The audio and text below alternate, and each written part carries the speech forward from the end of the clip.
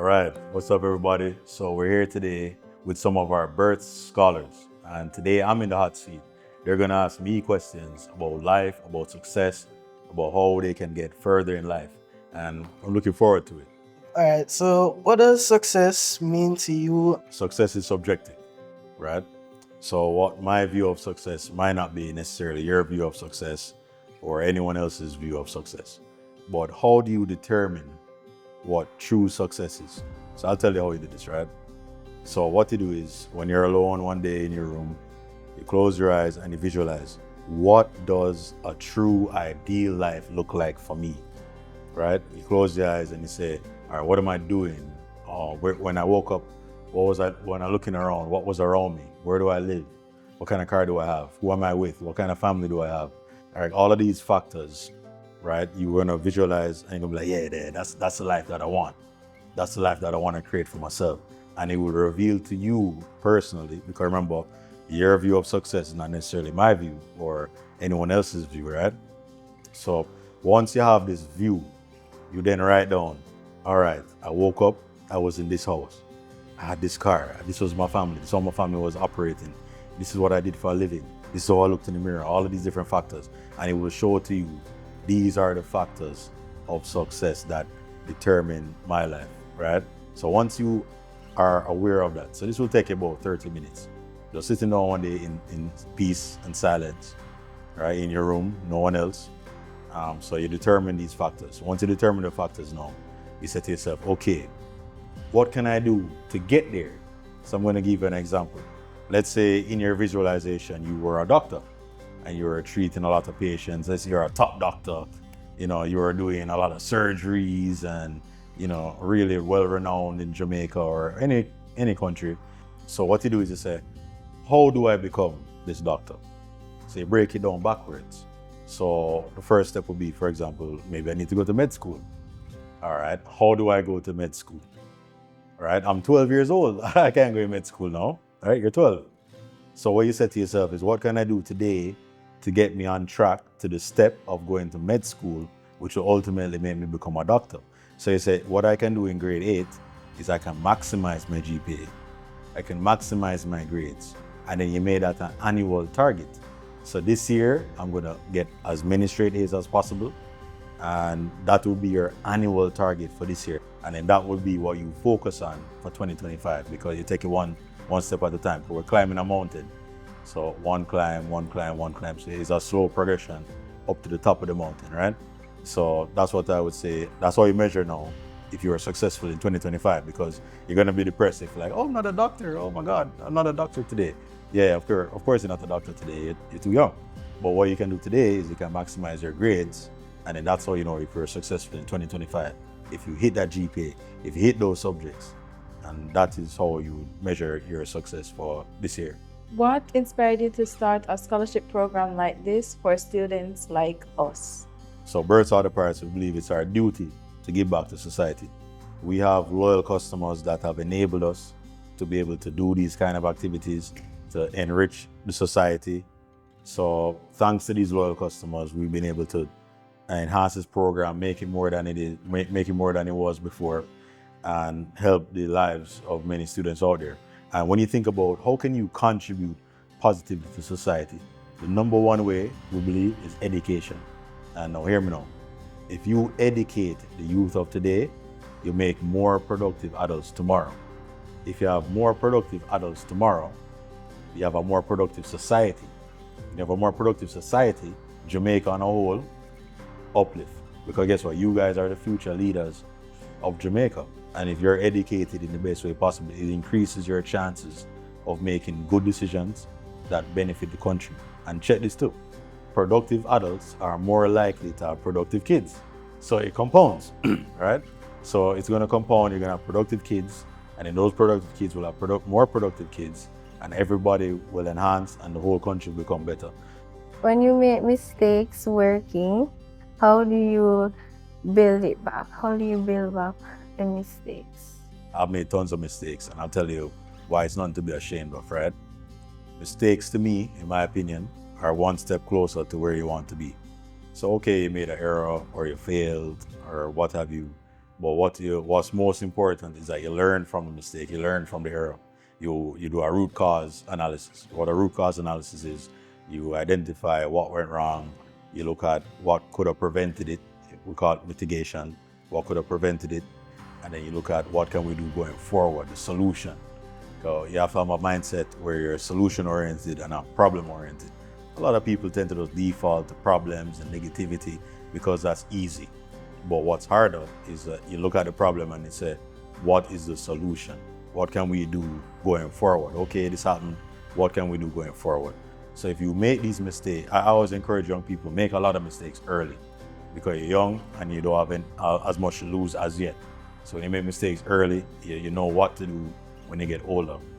So I encourage you to try something new. Like you might not know exactly how to do it. Just pull up ChatGPT, ask how to do it, and try. You guys have AI now. I didn't have AI in my time. I'm 34. All I had was Google. And back then Google was like amazing. Back then they used to tell me, oh, we had the encyclopedia, now you have Google. Well, we had Google, now you have AI. You have next level. And the thing with mistakes too, if you're afraid of making mistakes, then you get stuck in what we call perfection paralysis. And you end up doing nothing. The people that accomplish things in life, they try. So try. Alright, so what are some key habits or mindsets that you would give as advice to the younger generation so that they can stay more focused, resilient, and purpose-driven about their goals? I would say one word: measurement. What's not measured can't be improved. That's one of the things I always tell people here at Berts Foundation. You have to measure yourself as well. But what happens is that if you measure yourself, it can prevent you from building that habit of just going with the vibe, going with the feeling.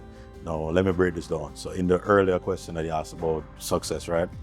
I gave the example about becoming a doctor, and we had annualized targets.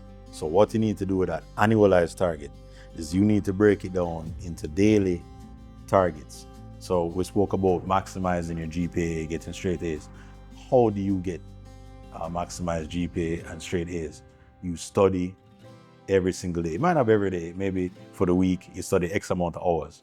So you break down how many hours do I need to study to guarantee that I'll get this 4.0 GPA. And you break it down into daily tasks. So hypothetically speaking, it could be 1 hour a day.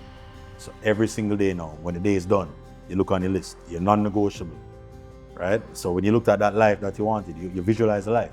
You said, this is where I want to end up. And this is what I need to do this year to make myself closer to that end goal, right? So even when you're feeling lazy, you're held accountable, because at the end of the day, if you felt lazy that day, you didn't study, you didn't do the other tasks, then you know to yourself you get 0% that day. You wasted the day, you lost the day, you lost a day in time, and time is limited. And then what you can do as well is you can share this file, this task list with your parent. You can share this task list with a teacher, a trusted teacher. You can share this task list with a trusted friend, and then they keep you accountable. They say, hey, what happened? You did the things today? Let me see. And you realize, oh, you haven't studied all week? You're joking. No wonder you didn't get the A, you know? So you have to keep on top of yourself by measurement. If you measure yourself, automatically you become greater than 99% of people, because most people are not measuring themselves. Okay, what is one piece of advice do you think every Jamaican high schooler should know about? All right, so I'll give you two. So the first one is that it's not necessarily what you do, it's what you don't do. So when you're a teenager, I was a teenager back in the day, and you can be impressionable. Like, it's easy to get drawn into bad influences. So if you build that mindset and that discipline to not get involved in negative activities, it could be as extreme as drugs, it could be extreme as criminal activity, it could be vaping, really bad activities that don't help you getting anywhere in life. And it could be as things that you don't call really harmful, like excessive video games, excessive doom scrolling, excessive social media, what else? Excessive movies, TVs. Of course, I'm not saying don't do it. What I'm saying is you manage it. So your whole day is not consumed doing these activities, not getting you any closer to your goal. Every activity you do is either bringing you closer to where you want to be or further away. So that will be the first piece of advice. The second piece of advice I would give is read a lot of books, because I tell you this, the education system in Jamaica is good, but they don't give you particular books that build your mindset. And I find that's what's missing in the education system. So read books that develop you, not fiction books I'm talking non-fiction books. So books like, I would recommend The Science of Self-Confidence by Brian Tracy. I'd recommend you read this book. There are other books out there like How to Win Friends and Influence People by Dale Carnegie. So things like that to just build your mindset, build your mind outside of just the subjects that you're taking, because that will help you to know who you are and where you're going. How do you balance work, family, and still find time for yourself? I don't believe in balance. Next question. Okay. But all jokes aside, what you do with balance, the best way to optimize your time, I would say, optimal distribution of your limited time, is use a calendar app. So, you probably have a Gmail or some kind of email account, or even if you have even though it's a phone calendar, it doesn't need a calendar app that you have access to. If it's on a computer, some kind of calendar app, right? And what you do is every hour in the day that you're awake, you map every 30-minute segment with what you're gonna do. So hypothetically, let's say you wake up at 6 a.m. every day. So 6 to 6:30 could be an at-home workout. So I don't know if you're probably not doing that yet, but it could be an at-home workout. 6:30 to 7, that could be getting ready for school or work if you're an adult. And then now 7 to 4 or 7 to 5, that could be allocated to work or school, that you put that in the calendar. Then now, let's say you go to bed 9 p.m., right? So you have 5 until 9 p.m. Now in those 4 hours, you allocate what you're going to do in those 4 hours. So that could be 30 minutes studying. That could be 1 hour family time. That could be 30 minutes recreation to like wind down the mind. So what you do is, if family is so important to you, put it in your calendar. Because a lot of people be like, oh yeah, family, I love family, I want to spend time with my family. Is it in the calendar? So back to the earlier question, studying. If studying is one of the key tasks, you put that in the calendar. I'm going to study from 6 to 7 p.m. So you put it in the calendar, and every single day you just follow the calendar. It's easy, make it so much easier, and it leaves you not to blow with the wind or go with the vibe or how you're feeling in the moment. You just work off of what's in the calendar. All right, so that brings a wrap to our Q&A session with the Berts scholars. Hope you enjoyed all of the content that we brought to you today. And if you're interested in being a Berts scholar, or you have a kid or a family relative that wants to become a Berts scholar, we have applications open until July 27th. That's right, scholarships worth $250,000 over 5 years. Just check out our social media platforms, Berts Auto Parts, and all social media platforms. Apply today. And remember, it hurts if you don't check Berts.